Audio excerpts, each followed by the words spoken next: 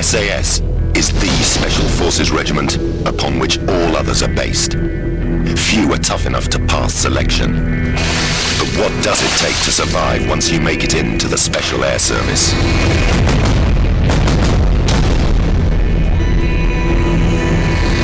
Using a series of dramatic scenarios, a team of hardened ex-SAS veterans have agreed to reveal the survival secrets that kept them alive. The commander of our four-man patrol is former SAS Sergeant Eddie Stone. With him is demolitions expert John McAleese, the first man on the balcony in the Iranian embassy siege. Additional firepower and expertise is provided by Johnny and Pete. We've had to protect their identities. Together, they'll show you how members of the world's most elite regiment fight and survive, and reveal just what it takes to wear this badge.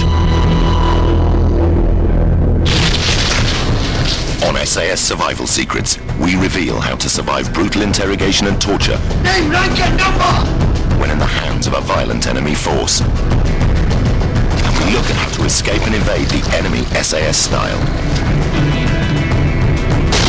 Last time on SAS Survival Secrets, a four-man patrol went on a fictitious mission behind enemy lines. They set up an observation post, gathered intelligence, and took out a target. But this has led them to being compromised, and resulted in a series of running battles with the enemy ever since. Then things went from bad to worse, as one of the patrol was killed, and another critically injured. In order to stand a better chance of making it back to their extraction point, Eddie, as patrol commander, took the difficult decision of leaving injured patrolman Mac behind. An elite hunter force is tracking the SAS team and has already located and captured Mac. But will they catch the other two?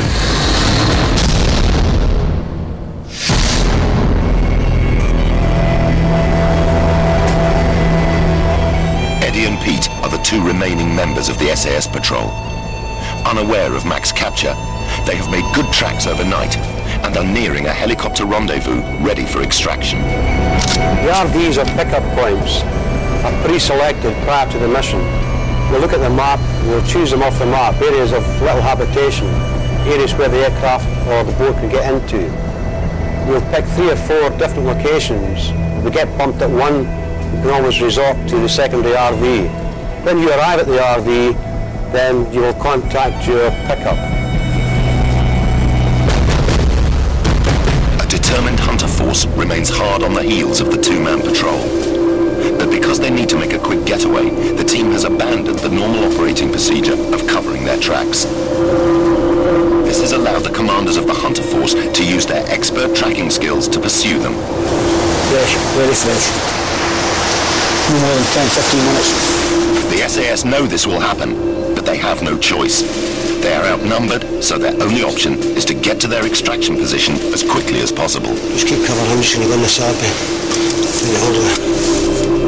Having had to destroy their radio when making their escape, Eddie prepares to call in a rescue helicopter using his Sabi.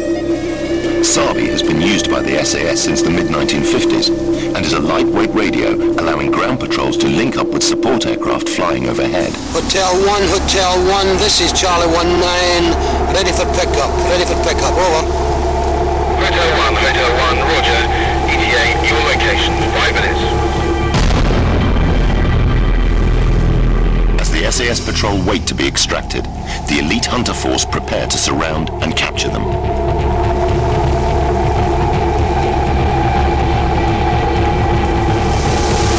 Minutes, mate. The hunter force are highly aware of the combat skills of the patrol and know that the only way to capture them is by surprise and overwhelming numbers.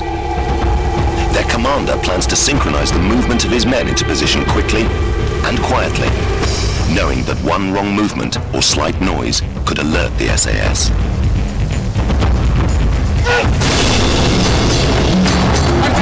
Move right away from weapon! Hands in your head! Outnumbered and outgunned, the patrol have no other options but to give themselves up. When you're initially captured or challenged by the enemy, The first thing you've got to do is look at the enemy. See if they're professional. See how many of them there are. See if you're surrounded. If you're surrounded, then you want to commit suicide, you'll try and fight your way out of it. If you don't, a sensible person will surrender and then look for the earliest opportunity to reverse that situation. Know your needs! Now at the mercy of their enemy, all Eddie and Pete have to look forward to is a violent interrogation process. Get him away now! Move!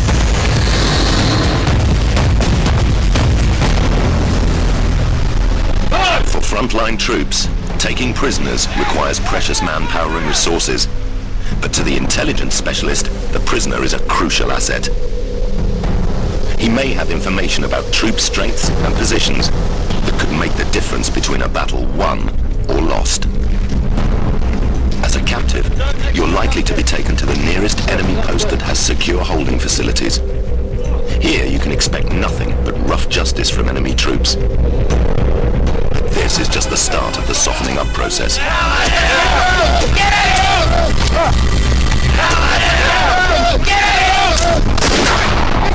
Questioning, get them down there into the holding pen right now! I tell you to get them where else needs.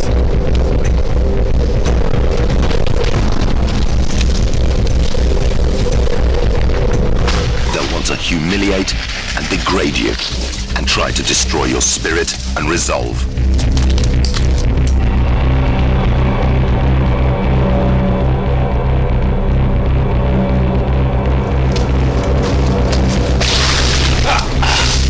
With only a brief respite, it's time for your interrogation ordeal to begin. The first stages you're likely to encounter are known as TQ.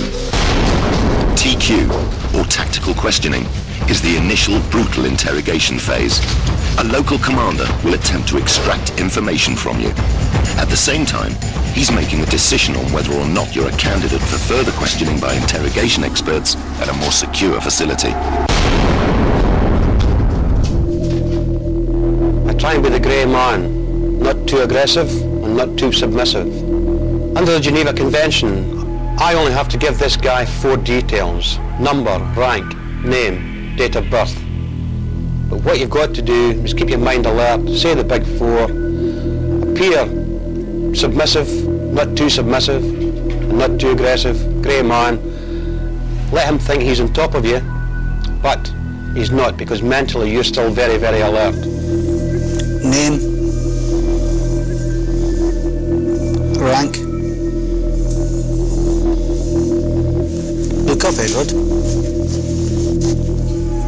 Edward, look up Edward, name, rank and number Edward. Name, rank and number! Stone 24998 609. What's your unit, Edward?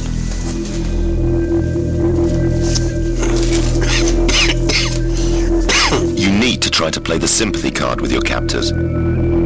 Always exaggerate your injuries. You're trying to look fatigued, in pain, and weak. Would you like some water, Edward? Always take any chance to eat or drink when it's right in front of you. You're not being submissive, you're just trying to survive. Put it back on the table. Is that nice, Edward? Do you want another drink, Edward? Edward, all you have to say is yes. Even saying a simple yes could have far-reaching consequences. If you answer yes to a question, it can get edited in on a tape recorder and it can be, do you like Saddam Hussein? They'll fill the yes in. Do you like Tony Blair? They'll fill the no in. So at all times you only answer your big 4: number, rank, name, date of birth. Cigarette, Edward? Simply answer yes. It's yours.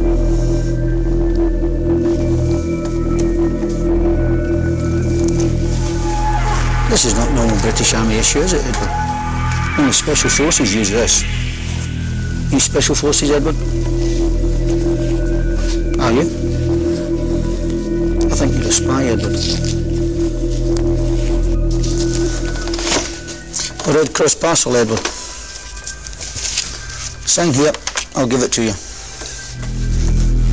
Like you, I'm a military man. I'm trying to make things easy. Simply sign the paper, Edward, and you can have it. It goes without saying that under no circumstances should you sign anything. Once they've got your signature, it could be used for all kinds of propaganda. Pay attention. You've been very difficult, Edward. Perhaps we should try another method. Do you want to be dead, Stone? Never underestimate your importance as a new captive. If they wanted you dead, you probably already would be.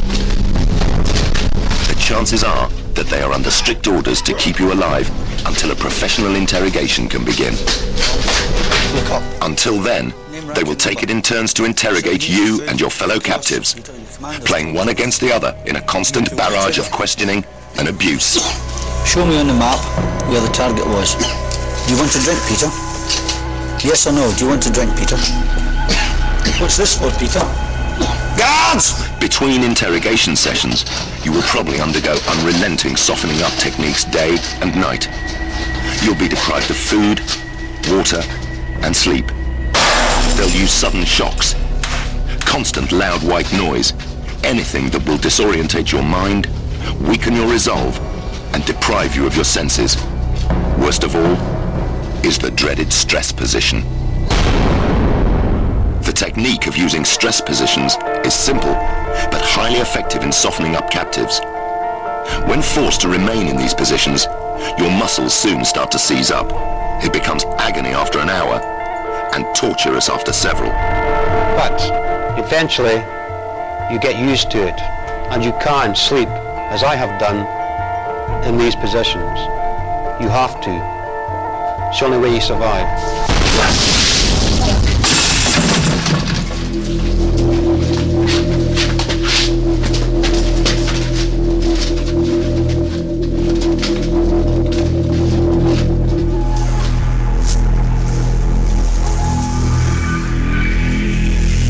Stone. I'm an easygoing guy. Who told you the General's location, Stone? Write down the name, Stone, and you'll be free. They'll stop beating you, Stone. I think you're SAS, Stone. I think you've been sent here to assassinate. 2409 6998. Unit? Stone. Unit, Stone. How did you insert, Stone? Helicopter? Parachute? 409 6998. Did any locals help you, Stone? Are you married, Stone? Do you want your wife to be a widow, Stone? Guards! These initial interrogations are often no more than crude, brutal beatings with no real game plan. You're merely being softened up for the next stage at enemy headquarters, where professional interrogators will have already been briefed on your capture and be preparing their insidious tactics.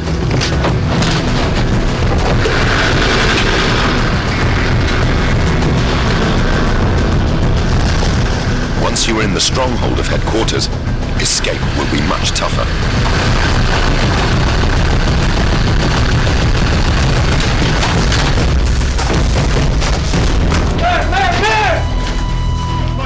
This may be the last you see of daylight for a long time. Once inside, the opportunity to escape will be extremely limited.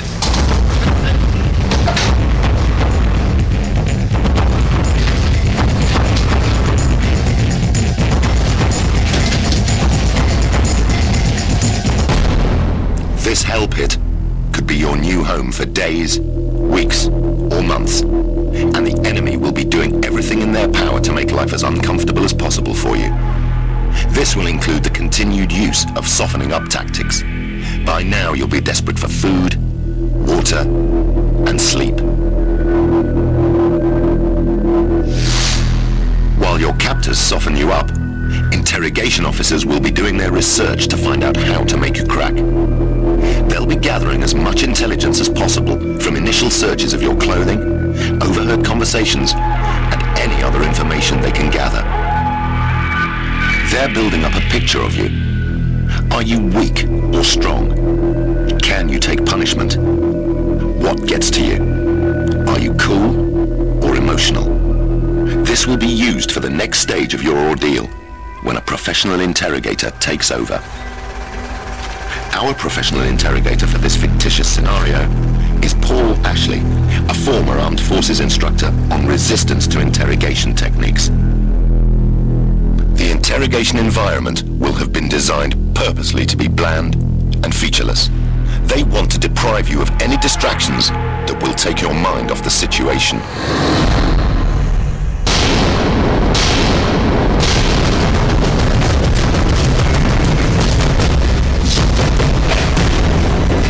The interrogator will be constantly analyzing your responses and deciding on the best approach to weaken you. He's looking for that chink in your armor that reveals your weakest point. He may decide to be nice and accommodating, or he may be vindictive and use threats. He'll try every approach he knows until he thinks you're cracking. A lot of people have got this imagination that thinks they're going to be tortured all the time. That is not the case. Even if you control the physical, you don't control the man. If you control his mind, then you have him. Okay, listen to me. What I want you to do is to take your hood off.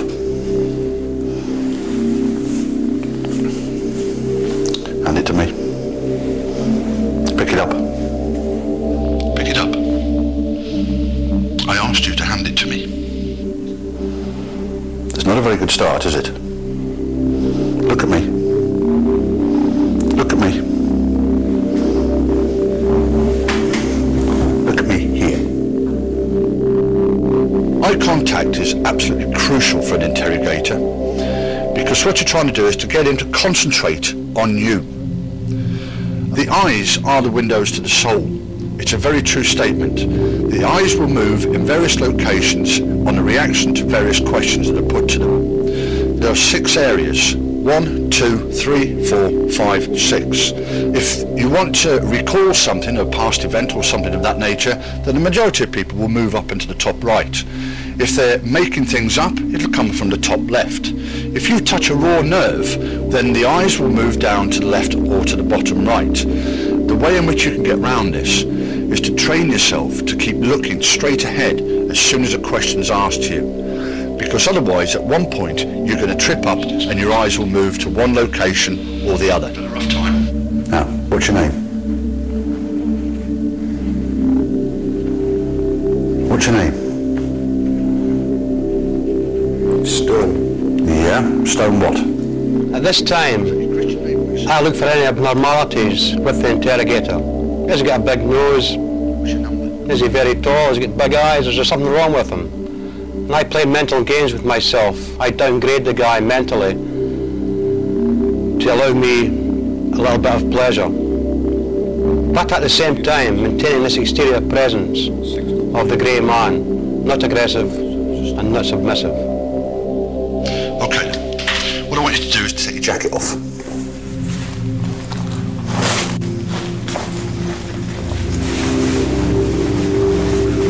Hand it to me. Take it. Take it. Now, hand it to me. Take it. Look at me. Now, I'm just trying to be polite and courteous here, and I'd appreciate it if you do exactly the same thing. So, hand me the jacket. There's no point fighting the thing, is there? One way or the other, I get the jacket. So what I'm asking you to do is to place it in my hand. Well done. Control is everything here. The interrogator has to maintain authority and command. He'll use humiliating tactics to degrade you, such as making you strip off and get into ill-fitting prisoner clothing while he rifles through your kit.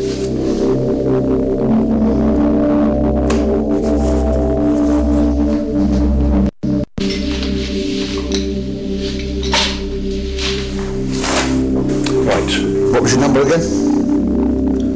24996. important thing is to still keep control in your mind. Let him think that he's winning.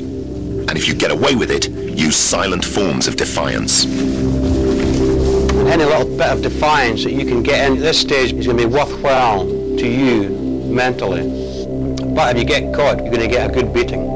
The professional interrogator has a motive or agenda for every word he speaks and every action he makes. You recognise this? Is this yours?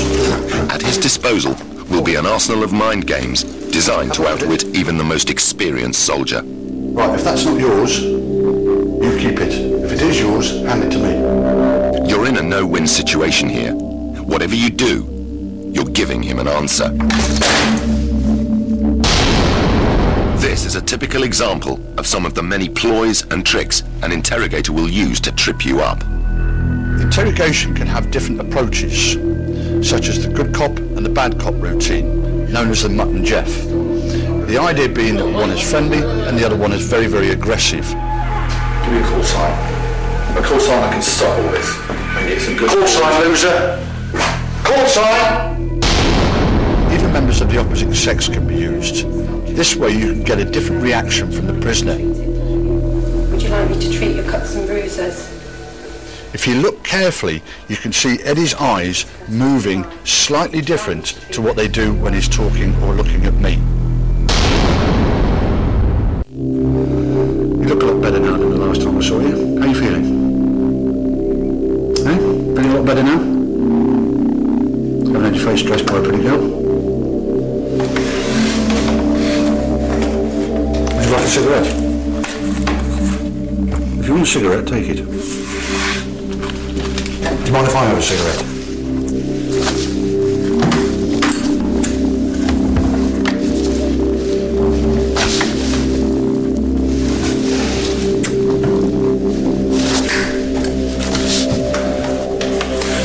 Okay, so you're quite happy now because you've got a cigarette and you've been looked after. What about the other members of your patrol?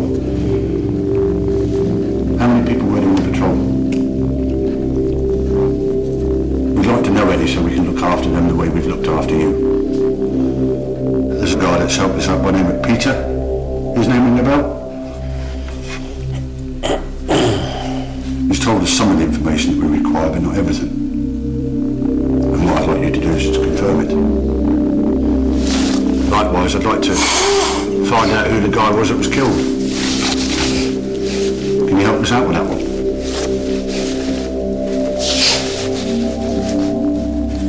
So you're not interested in your own men? So look at me. Look at me.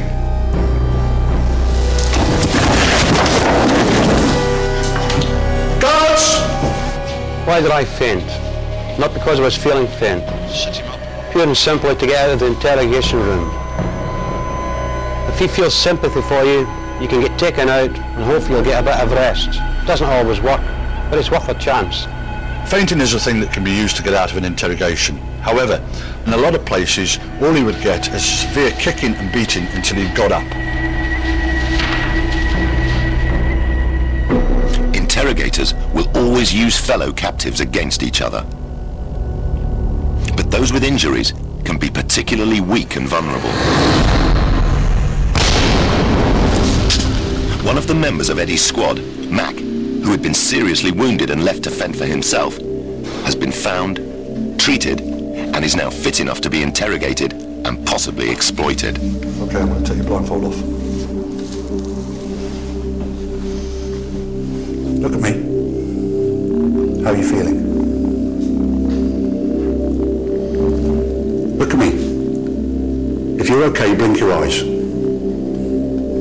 Well done. Like some food? Want some food?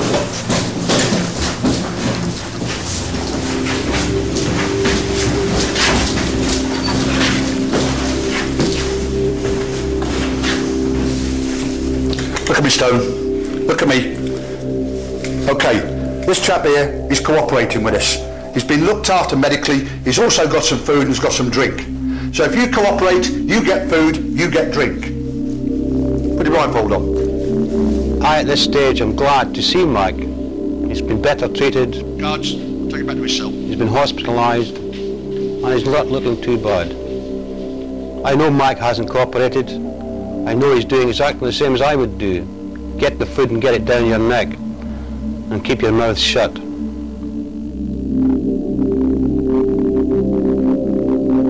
won't fall off.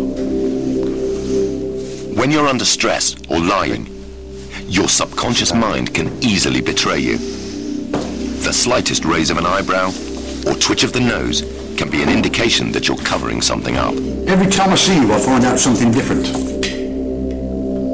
Every time you come in here, there's something about you that comes across. So by thinking you're sitting there saying nothing is wrong. Body language is a very important tool for an interrogator because with it, he can ask you questions that you will react to in different manners. The eyes might screw up if you're asking a very sensitive thing or something he's not terribly happy with, or the fists might start to clench. In which case you know that the questions that you're putting to the captive is having some reaction and you can use against him over and over again. You were caught using this piece of equipment.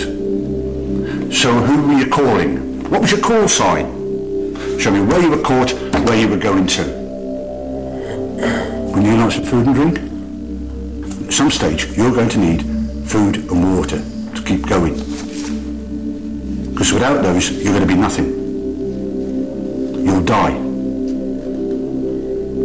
But do you want to live? There comes a stage where the softly tactics may fail, and the interrogator will resort to threats and abuse. Look at me! Look at me! What was your call sign? No point standing there looking like that. All I want to know is your call sign. I'm asking you, what was the call sign? Are you stupid, man, or what?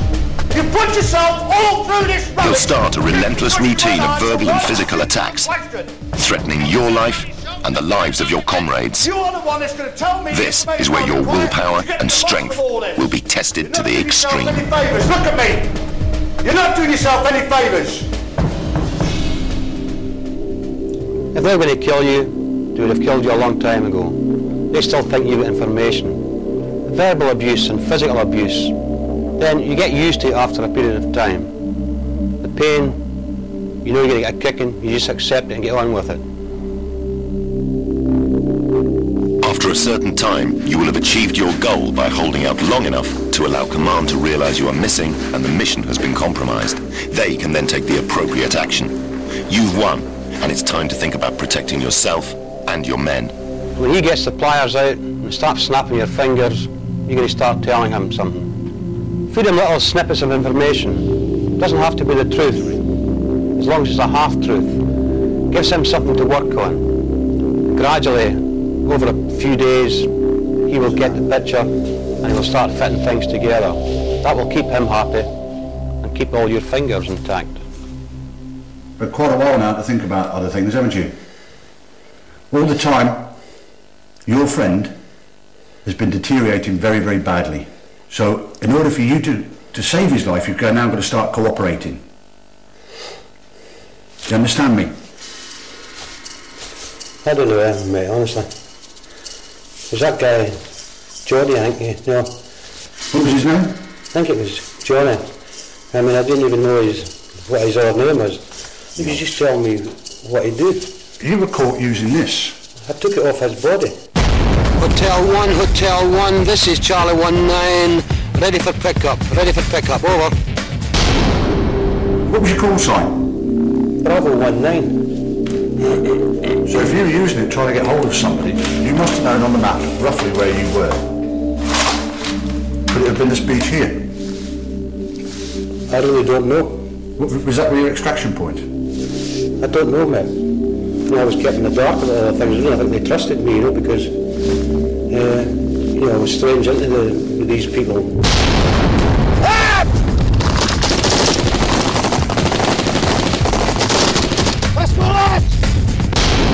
Can I get a drink?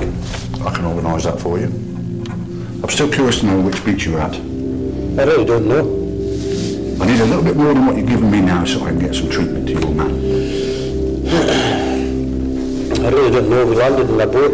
I don't have a clue where it was. What time did you come in? just after the evening, I think it was. Yeah, it was dark. Had you been in the boat during daylight? Aye, well, we were in the boat all the time.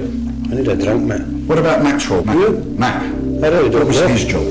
I don't know. As I say, I just come in and I never met many of them. They never even spoke to me most of the time. All I've got is bodies everywhere. From you and your team. Doesn't mean my answer. I'm telling you the truth, mate. I know that you're lying to me. I can't tell you what I know, and I really don't know a lot. You aren't lying to me. You're the man that pulled the trigger that assassinated one of our top-ranking officers. I can hardly shoot a gun, mate. I've only shot a gun. You had trouble shooting a gun?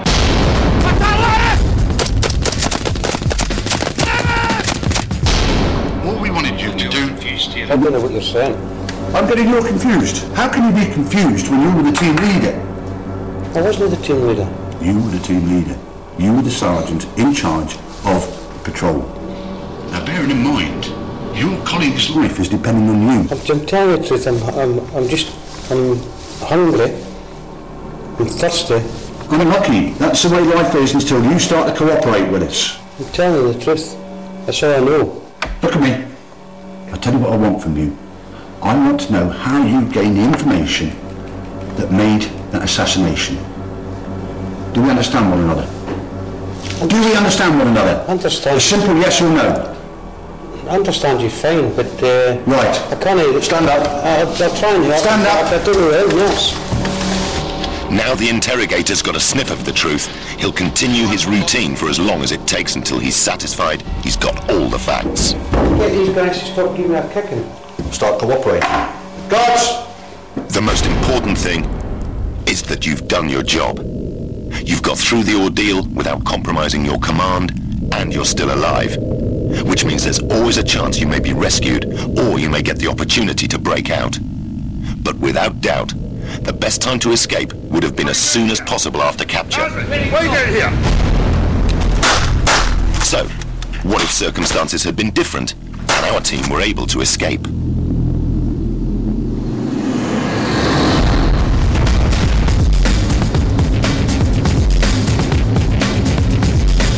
Let's rerun the action at the moment of capture with a few small changes to swing the odds. We're back at the beach, where Eddie has radioed the helicopter to make the pickup. Hotel 1, this is Charlie 19. How do you copy, over? This time, it's the local militia, not professional soldiers, who are after them. Pete, instead of keeping sentry, has decided to break out the rations. This is strictly against SOP, Standard Operational Procedure. But don't forget, it's been a long, hard mission. Besides, it's the only way that this lot would ever get the drop on the SAS. The local militia may have got there first, but the elite troops are not far behind. So Eddie and Pete, although unarmed, will have to act soon.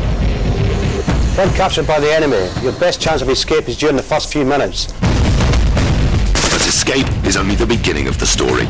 Ahead of them, there's a long, hard slog cross-country, hunted by an elite enemy force.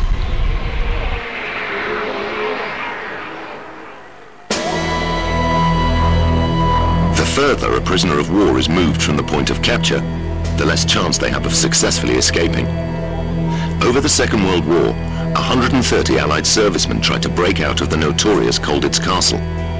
Less than a quarter ever got clean away from the prison. In an age of global positioning and heat imaging, the places where an escapee can hide are fast running out. Escape is best tried sooner rather than later. Or better still, don't get caught at all. For an SAS soldier caught behind enemy lines, the chances are he'll be dead before he ever gets to a POW camp. What are you doing here? Hey, stop! Turn around! For them, What are you doing here? anything is better than being taken prisoner. Taking a weapon from someone is extremely dangerous, even for a highly skilled soldier. This is most definitely a last resort combat survival technique for the SAS only. To disarm a man is relatively simple, but first of all, you've got to have the balls to do it. The first thing you do is deflect the weapon away from your body. You then withdraw the weapon from him. You've got control of the weapon. With a rifle is exactly the same as with a pistol. You've got to move the rifle away from the danger area, your body. Grab it, knock him down, take control of the weapon. But in our scenario, they have only a fraction of a second to make their move.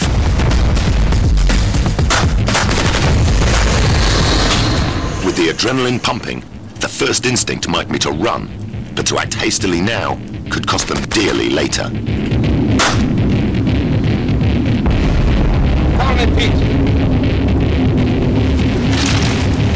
Your mind is buzzing at this stage. You've just taken out 4 enemy. I'm going to search the bodies quickly.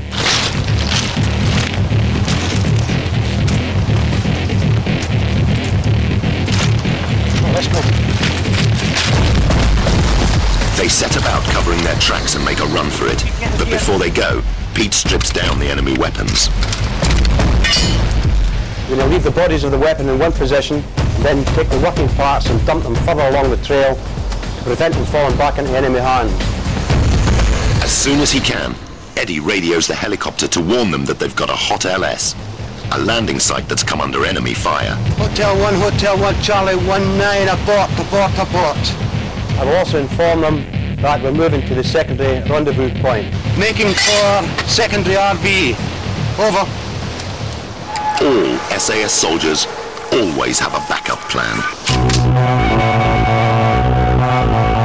Before you go on any mission, you will formulate an escape and evasion plan. The most important elements of these are your rendezvous points or pick-up points.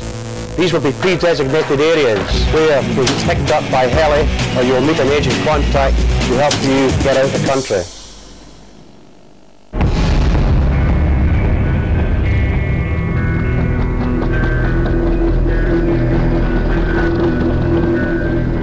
Major Phil Ashby knows exactly what it feels like to face an enemy who torture and murder their prisoners.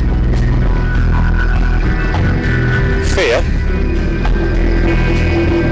Literally the sort of fear that makes your bowels twitch. When the UN compound he had been posted to was surrounded by rebels, Ashby and 3 other Western officers decided to escape. The nearest safe haven was 3 days' forced march away through tropical jungle. They were unarmed.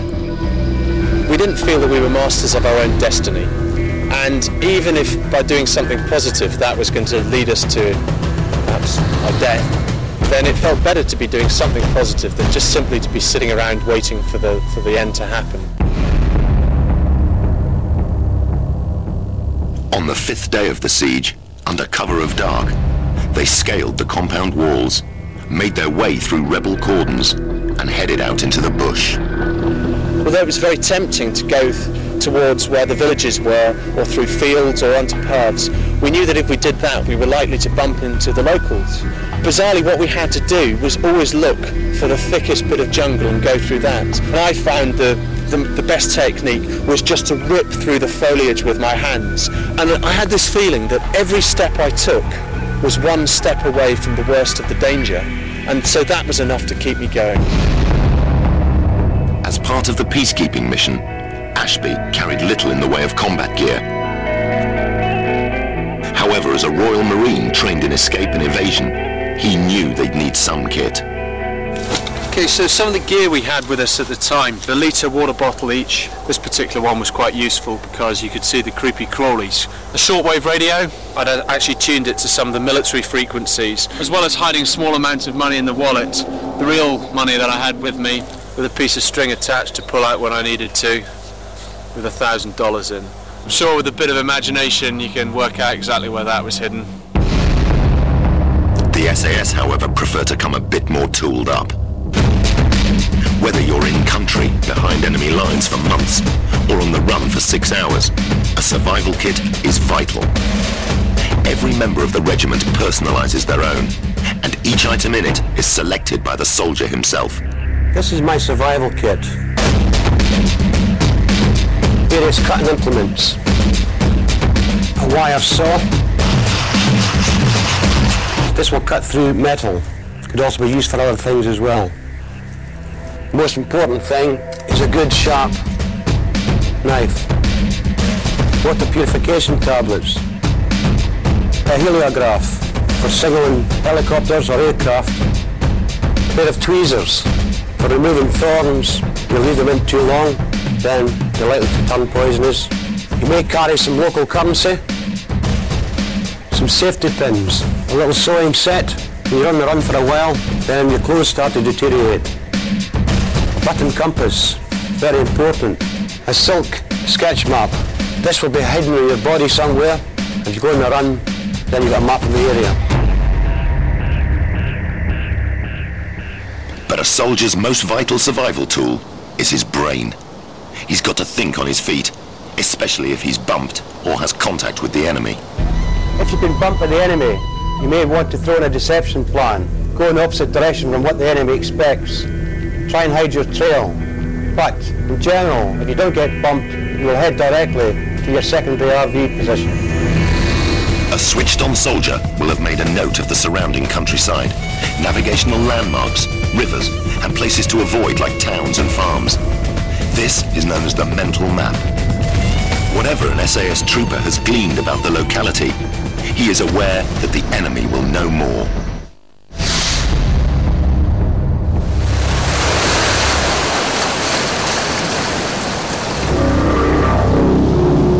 At the scene of their attempted capture, the hunter force has finally arrived to witness the aftermath. It consists of expert trackers and guards. 4 sentries are on point duty to the rear and the front, so the trackers can get on with the job without fear of being attacked. They're looking for signs that indicate number, direction, and speed of evaders. They're in your territory.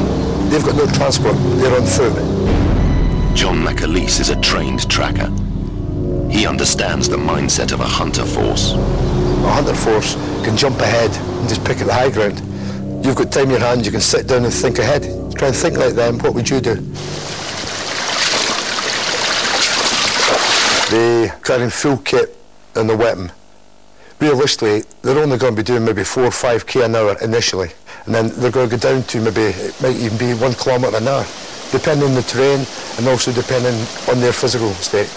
Plus, they are trying to avoid leaving sign, and they're also not sort of going in the basic straight line, which is giving away their direction of travel. There are any number of high-tech systems that can help the tracker, but there are some basic signs to look out for. Top signs, disturbed or broken branches that indicate direction. Middle signs, again, branches, but also things like splashes on dry rock. Bottom signs, footprint, bruised or broken undergrowth, discarded items. All these can indicate number, direction, and even time. But what do the SAS use to find their way when they're on the run?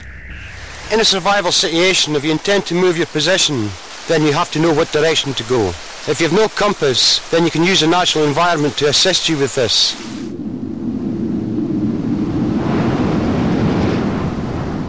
This tree is tilting towards the south. Obviously in this northern hemisphere, most sunlight is on the south side, so the foliage and the tree will lean towards the southern side. It gives you a rough idea of where south is.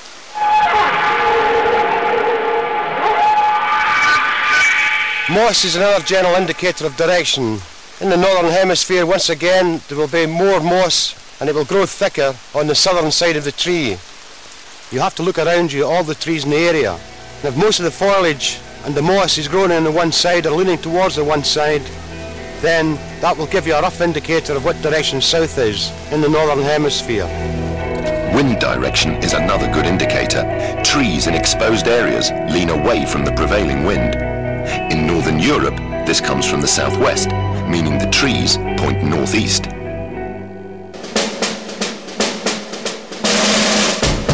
Another method of finding your direction is by using the sun. You need a stick which is approximately 1 metre long. Stick it in the ground vertically so that it's casting a shadow. Where the end of the shadow falls, place a stone. As the sun moves around from east to west in the sky, the shadow will move. preferably do it in the morning and then come back in the afternoon and recheck where the shadow is falling. Once you've located that, place another stone at the tip of the shadow. That now gives you an east-west line, and if you stand directly behind your stick looking at the stones, you're facing north, and north, south, east and west. On the move, a simple analog watch can help find north. By pointing the hour hand at the sun, drawing a line between it and the 12, you have north. From that again you can work out where west and east are. After 2 days under the tropical sun of Sierra Leone, on the run from rebels, Phil Ashby had a new killer to contend with. All I remember is we were all in and out of consciousness, and we were, to put it mildly, as thirsty as I think it's possible to be. While dehydration took a physical toll, fatigue played tricks on his mind. On one occasion I was convinced there was a fifth member in our party, but strangely it was a woman dressed in basically a big white sort of shawl. And I could see this person very clearly, and I kept on saying, look, can nobody else see this person who's standing by us? The average person can survive almost 2 weeks without food, but even in a mild climate, they won't last long without water. A body only has to lose 15% of its fluid before it starts to give up. The stages of dehydration begin with the obvious. But thirst soon leads to a loss of appetite. As you stew in your own juice, you lose the ability to think or even walk straight. Eventually, there's collapse and death. In a desperate gamble, Ashby's team drank the 1 litre of water they each had and pushed on to the nearest river. But when they got there, the river was dry. I remember hearing the noise of frogs croaking, and it occurred to me that where there were frogs, there surely had to be water. We found some muddy pools, the sort of water that at the end of the dry season even the local animals weren't drinking. We used 5 times the normal dose of water purification tablets and started drinking. When picking a place to get your water, you've got to be very careful of what you're doing. There is places you must avoid at all times.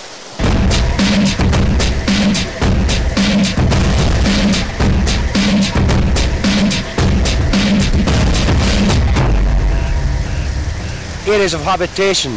Obviously if there's people living upstream, then they may be using the river as a sewage disposal area.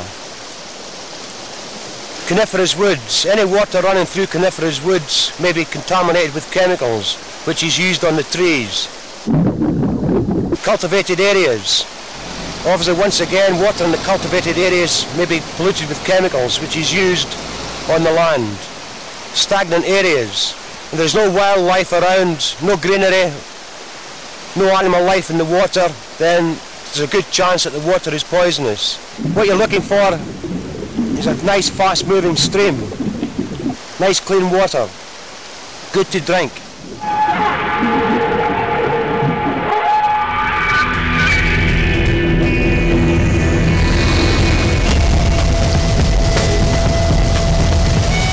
As well as being a good source of drinking water, a river is a good landmark to navigate by, and it will cover your scent if the enemy have tracker dogs. In a typical evasion, Eddie and Pete would try to move at night and rest up during the day. As first light approaches, they'll be thinking about finding somewhere to lie up and maybe getting something to eat. With a little careful preparation, nature provides a veritable buffet of edible plants.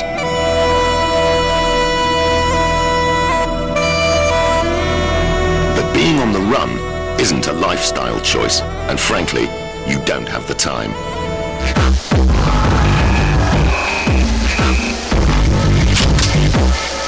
A lying up spot will be chosen based on how much cover it provides.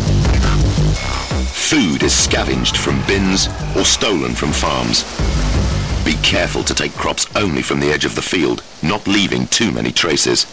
Waste of all kind is buried.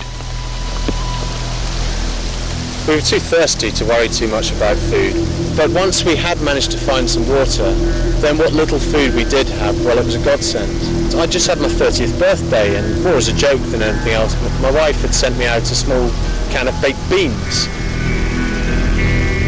And although a miniature can of baked beans doesn't go particularly far between four, it may have been more a psychological effect than a physiological effect, but certainly some of the nicest food I've ever eaten were those baked beans. Any society creates a lot of waste, particularly in a war zone. On the run, picking up what looks like someone else's rubbish could just save your life. You must always look for items lying around which you might find is useful to help you to survive. Polythene bags, string, kindling. Put it inside the polythene bags to keep it dry. I'm now using my polythene bag to collect water. Rainy day, spread out the polythene, try and get as much surface area as possible out, and you'll collect plenty of water into it. Obviously you've got to have it in a little hollow so that the water will run into the bag and not run out the side. Even in the survival kit, there are some unusual lifesavers. Condoms for water collection. Put it inside a sock, fill the condom with water, and get a nice little carrier bag to carry the water in.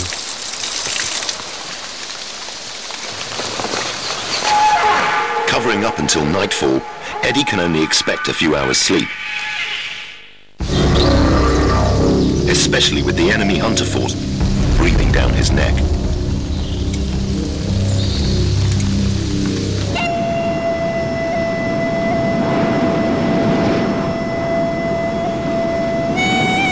The SAS are trained in wilderness survival, but it's unlikely they'll need many of those skills on the run.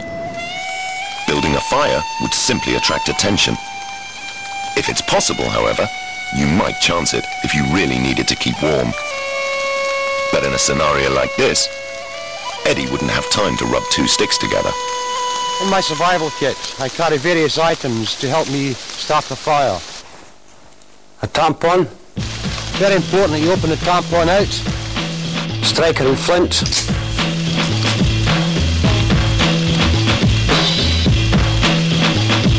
Some alcohol wipes. Can be used for cleaning wounds, but can also be used for lighting fires. Some glycerin, which you mix with potassium permanganate. Potassium permanganate can also be used to sterilise your water. It tastes pretty bad, but keeps you alive.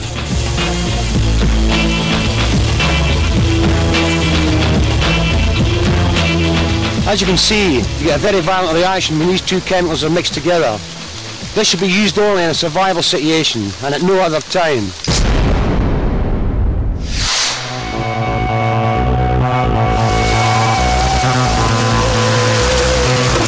So far, Eddie and Pete have been careful to cover their tracks, but they've had a change of tactics. We have discovered that we've been followed by a professional tracking unit of 5 or 6 men. What I'm going to do now is lay a track to lure them into an ambush.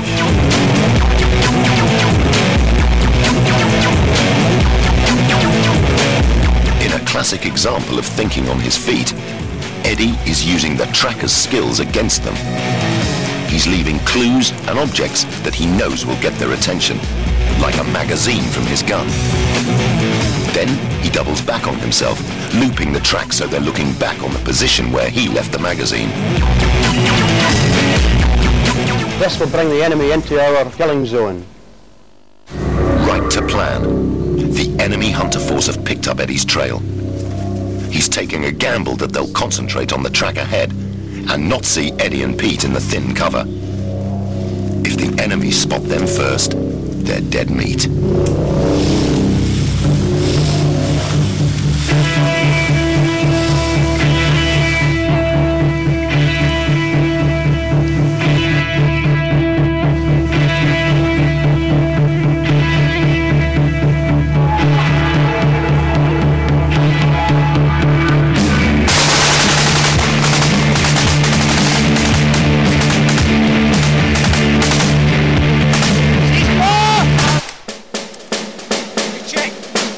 I went up to check the bodies to make sure they were all dead.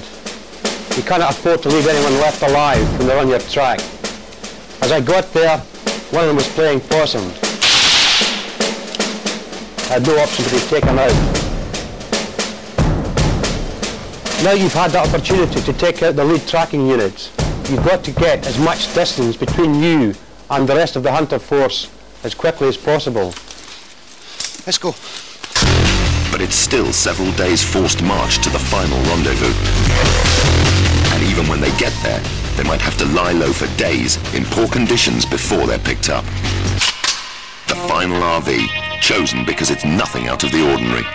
In this case, a lay-by near a beach.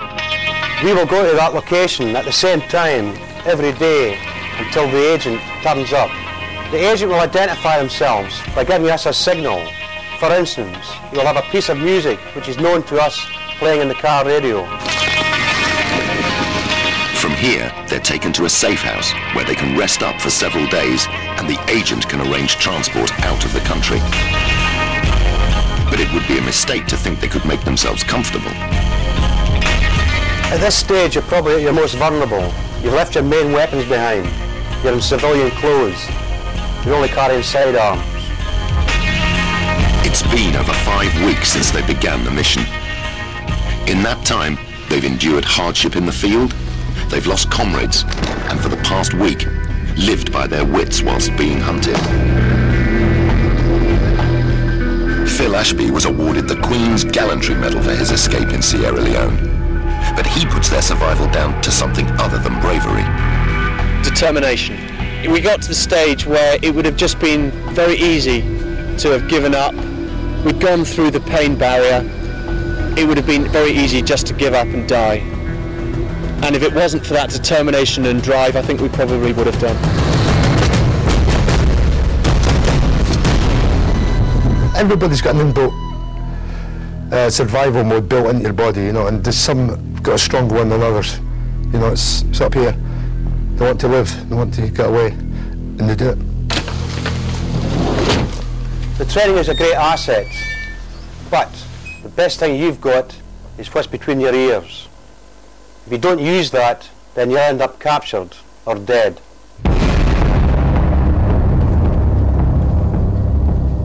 In the next episode of SAS Survival Secrets, a new mission.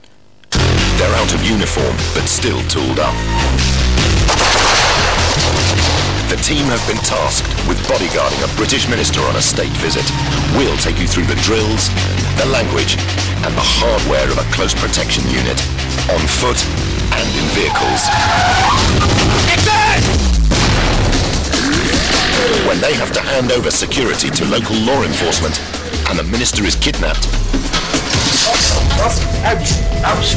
they return in full-on counter-terrorist mode. Speed, aggression, surprise, and firepower make for a successful rescue. Bodyguarding, counter-terrorism, and how to survive as a hostage. The next mission for the team on SAS Survival Secrets.